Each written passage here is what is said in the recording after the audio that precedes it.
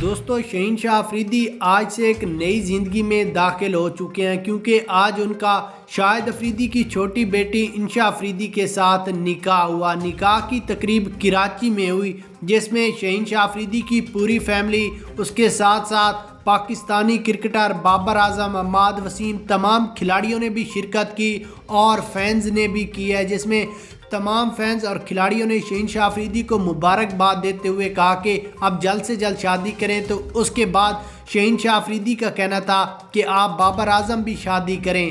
اس وقت بہت ان کی گپ شپ لگی۔ اس کے بعد شاہد آفریدی نے بھی تمام مداحوں کو مبارکباد دی ہے کہ اللہ تعالیٰ اس جوڑے کو سدا سلامت رکھے اور ہنستا مسکراتا رہے۔